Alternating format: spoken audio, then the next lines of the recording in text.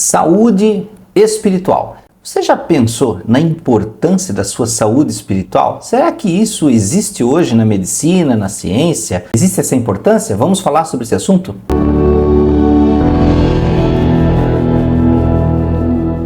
Olá, seja bem-vindo ao nosso canal. Aqui falamos de ciência, saúde e espiritualidade. Meu nome é Anderson Gomes, eu sou parapsicólogo clínico, trabalho com ciências mentais, hipnose, neurociência. Hoje nós vamos falar da importância da saúde espiritual na sua vida.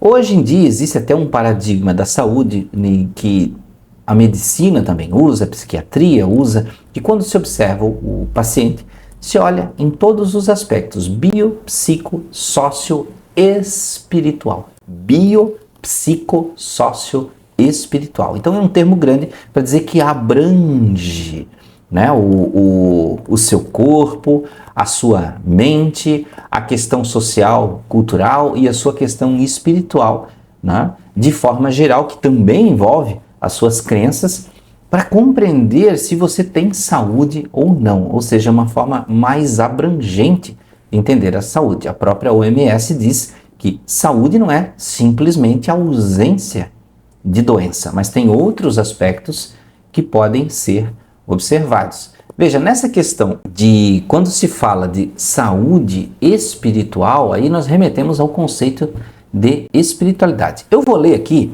um pequeno texto que é uma explicação, tá? Tem algumas linhas só aqui, ó. O que a OMS, a Organização Mundial de Saúde, diz sobre espiritualidade? Espiritualidade é o conjunto de todas as emoções e convicções de natureza não material, que pressupõe que há mais no viver do que pode ser percebido ou plenamente compreendido, remetendo o indivíduo a questões como o significado e o sentido da vida, não necessariamente a partir de uma crença ou prática religiosa, reconhecendo sua importância para a qualidade de vida. A OMS incluiu a espiritualidade no âmbito dos domínios que devem ser levados em conta na avaliação, tá? Na avaliação e promoção de saúde em todas as idades.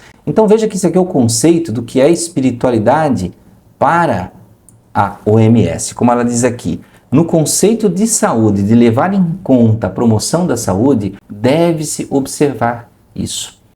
Então, hoje em dia, existem práticas de consultório, práticas clínicas já dentro da própria psiquiatria, por exemplo, né, que falam de como abordar a questão da crença, né? Recentemente eu fui lá no CONUPS, em Juiz de Fora, que é um congresso internacional de saúde e espiritualidade, que envolve psiquiatras, psicólogos, parapsicólogos, sociólogos, religiosos, muita gente, e lá foi discutido em diversos âmbitos essas questões da saúde, da espiritualidade, inclusive da paranormalidade, das percepções extrasensoriais, né?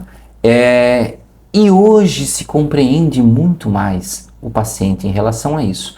Então, às vezes, meu amigo, minha amiga que assiste, você vai lá no consultório e você está preocupado com a sua dor física. Mas você não parou para pensar ainda, além da sua dor física, como está a sua questão mental e como está a sua questão espiritual. Como é que você leva a sua espiritualidade? A sua crença no que é divino, mesmo que você não tenha crença, mesmo que diga assim, mas a minha crença, eu gosto da natureza, isso que eu gosto, real, palpável, está ali na minha frente, ainda assim é o seu padrão de espiritualidade. Então viram como é interessante? Às vezes as pessoas, não, eu vou lá falar com o médico e o médico vai dizer, não, eu sou ateu, eu não tenho que ouvir aí sobre a sua crença, né? Não funciona mais dessa forma, minha gente. Então, você pode cultivar a sua crença ou não crença em outras questões da sua vida mais práticas, como você acredita, mas isso vai lhe ajudar na proatividade da sua saúde. Existem pesquisas que já demonstram que pessoas que são proativas mentalmente em relação à sua saúde, elas se curam muito mais rapidamente, os tratamentos, os remédios se tornam mais eficientes com elas, né? Por exemplo, pessoas que têm bom ânimo, o bom ânimo ajuda na sua cura. Pessoas que têm fé, Tem fé que orando todos os dias pela sua própria cura, pedindo a Deus, aquilo vai ajudar. Sim, ajuda. Tem pesquisas que demonstram que diante de uma pessoa que, por exemplo, não ora e não tem nenhum tipo de proatividade ou crença que pode se curar, aquele que tem a crença, mesmo que não seja religiosa, né? Mas que tem o bom ânimo, se cura muito mais rápido. E eles já observaram que o paciente que ele se entrega à doença e ele não tem crença que pode se curar, ele já acredita que está ali numa fatalidade, que não vai ter saída para aquilo, ele acaba ampliando a doença nele. Então, a questão da nossa espiritualidade na nossa vida, ela é uma questão que nos leva muito além e que mundialmente já se preocupa com isso. Estudar a espiritualidade, aprender, às vezes eu falo muito, olha, você tem que entender a sua mediunidade. E aí a pessoa que tem a crença na mediunidade, claramente, eu não fico falando isso, se a pessoa nem acredita em mediunidade, eu não vou ficar dizendo que ela tem que acreditar ou que ela tem que praticar. Não tem nada a ver com isso, certo? Mas a pessoa que tem, por exemplo, essa capacidade de comunicação mediúnica, eu sempre explico, olha, você tem que entender mais, não para se tornar um religioso de algum, né, uma pessoa de algum flanco religioso para justificar a mediunidade em você. Mediunidade é uma coisa que está em você simplesmente, assim como a tua visão, a tua audição. Então você não precisa virar um religioso, se converter a esta ou aquela denominação para você ter mediunidade. Ela vai estar lá no seu dia a dia, até na padaria. Eu sempre brinco, está na fila do pão e a sua capacidade extrasensorial está ali. Então você precisa cultivar isso de uma forma saudável, através de conhecimento, de leitura, aprendizado, seja com outros grupos, pessoas que conhecem, livros, vídeos, e buscar este padrão mais saudável na sua vida. Claro, se você acredita que uma meditação te ajuda, faça meditação.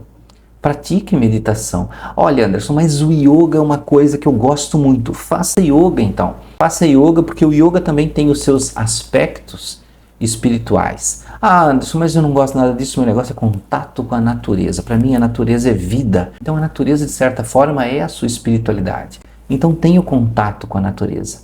Ande pela natureza, sinta ela, sinta-se integrado. Veja que aí tem uma coisa, esse tipo de percepção, ela é extremamente simbólica. Ela é algo muito subjetivo na mente de cada um. Cada pessoa sente de um jeito. E este sentir é que te ajuda. É este se permitir se abrir.